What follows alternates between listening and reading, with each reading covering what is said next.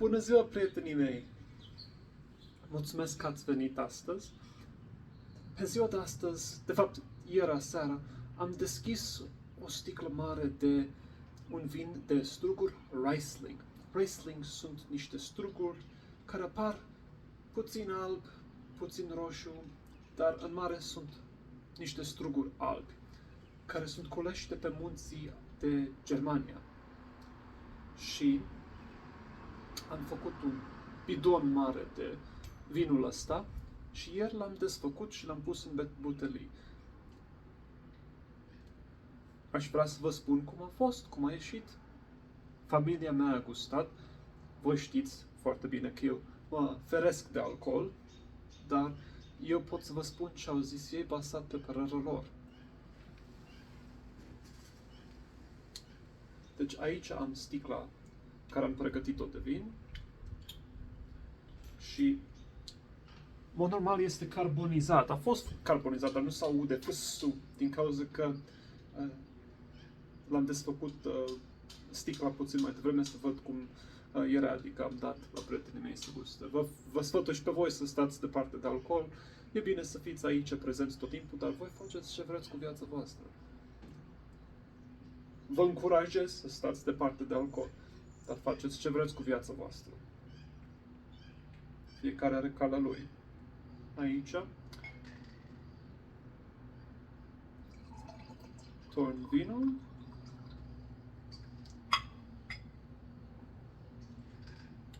Puteți să vedeți cum este culoarea. E ca un vin alb. Tulbură care este de la drojdia care am folosit-o.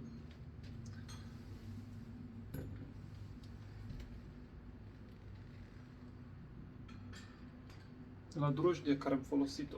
Așa. Și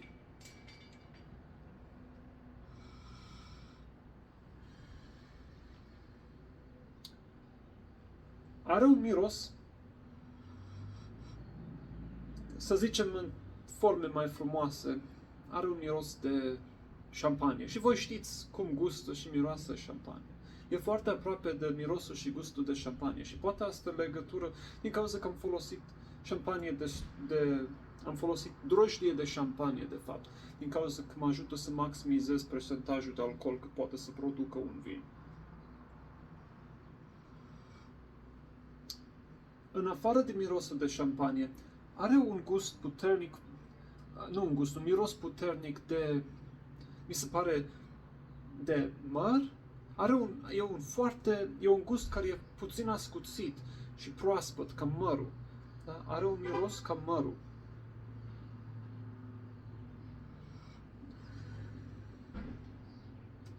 E un miros ca mărul și cu șampania este.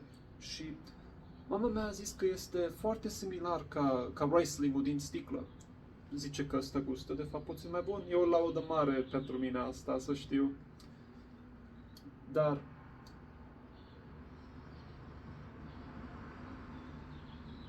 mi-a spus că este puțin spumant. Are o textură, este carbonat puțin. Nu foarte, dar la fel ca un Riesling. În general, Riesling-urile, măcar alea care le-a avut familia mea de aici, din America, măcar sunt puțin carbonate. În engleză se cheamă petulant, cred că se cheamă în engleză. Dar nu știu cum este în român cuvântul ăsta. Dar, deci este puțin carbonat, are un miros puternic de șampanie și de mere. Fratele meu a zis că are un miros de gasolină, de benzină. Și adică nu poți să zici că vinul n-are mirosul, vinul de șampanie n-are mirosul ăsta. La mine mi se pare că este ca un șampanie, dar și șampania miroase și ca gasolină puțin.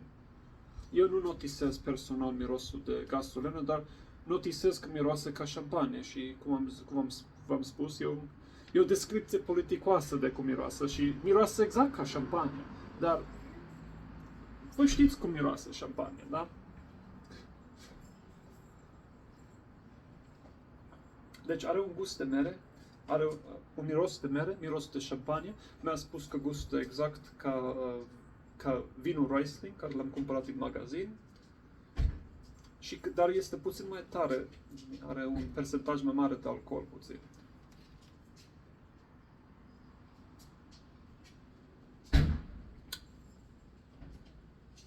Mulțumesc că ați venit să vedeți ce este vorba despre. V-am spus că vă arăt și acum știți și nu murim proști. La revedere, să fie Dumnezeu cu voi!